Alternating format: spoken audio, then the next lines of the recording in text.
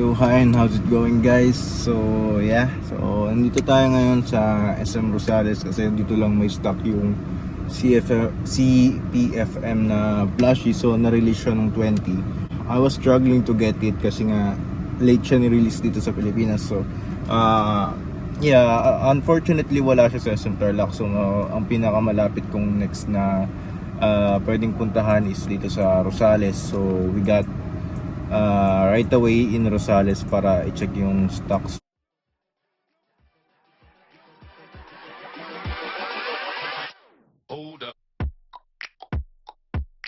So I think it's very limited kasi apat lang yung nandun. So probably low on stock na siya or probably sold out na siya kasi marami ring tumitingin kay Uniqlo. So yun. Ito lang yung pinunta natin sa SM. Pero nung nagtingin ako sa Toy Kingdom, meron silang kaka-release din na bagong set ng OPO10. So I think this was released last month. So sakto naabutan natin. So meron na lang silang 5 pack and ayun. Hindi naman siya very limited itong kon na to. Also mas mura siya sa Data Blitz pero nadaanan na natin. So bumili na ako ng 5 pack. Samahan nyo kung i-unpack muna to. And bago muna natin i-unpack tong mga cards na to, I'll just show you the plushie para alam nyo yung tinutukoy ko.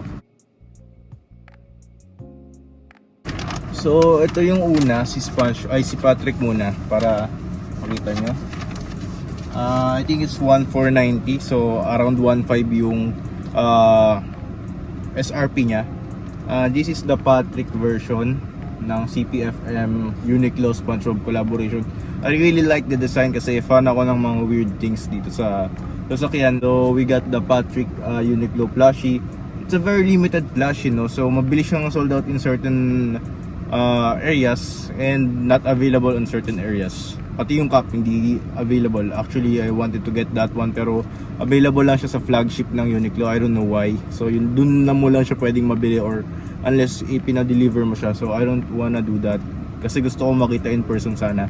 So this is the CPFM Patrick na SpongeBob X CPFM Uniqlo collaboration nila. So ito siya. Ayan. It's medium size na plushie. Don't expect too much na super laki niya. 11 inches. Parang ganun. Ito yung Patrick muna. Ito yung tags niya. Yan. So for the next one is meron tayo syempre yung bida, si SpongeBob. Alam niyo na yun. Yan. Napaka-cute niya. Patuloy yung mata. CPFM collab kasi siya. So yun.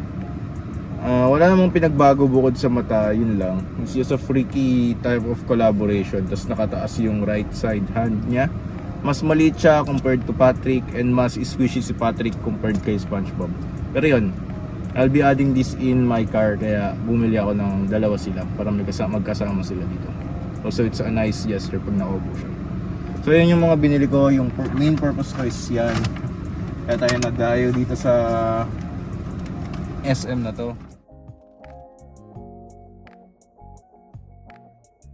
Let's go unpack this 5 OPO9 trading card game ng One Piece syempre. So let's go. So for the first pack ito.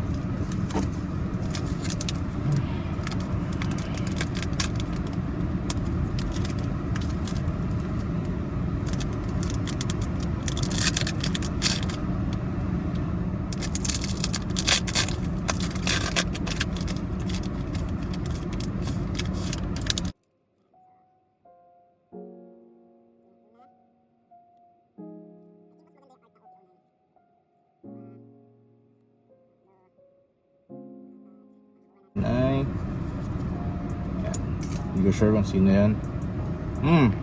IR nilo or alternate. Hindi ko sure kung alternate card to pero it's just lucky and it's a nice one. Let's go. Ito na tayo nagkuhan sa sasakyan, no, kasi super excited ako sa mga nabili ngayon.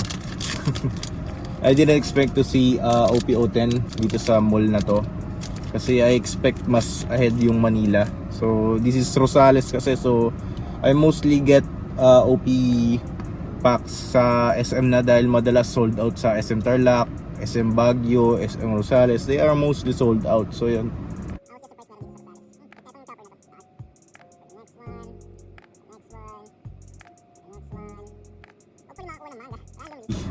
Kasi kaka-release lang nito 1 month.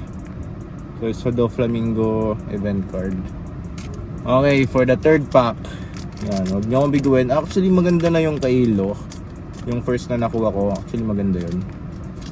I think it's an alternate art of Lo. Somehow. Or secret art. SR rare na.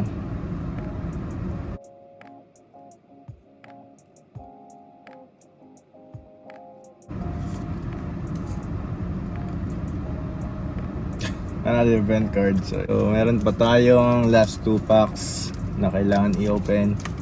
Same lang siya ng SRP ng OP09. I think magkakaparehas lang naman ng mga SRP ng mga to. Nagkaiba lang sila sa value at sa rarity ng isa't isa.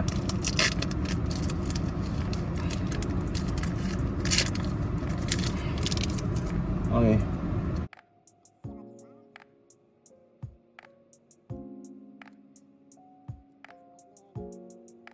Makapal yung parang naramdaman ko dito. Wow, damn, nice. Alternate art, I think, ni Kid Kulafu. It's a really nice card, yeah. This is the last pack, no? We're gonna open it, this one, slowly, much slowly than the other ones. Hopefully not event card again for this one. Okay.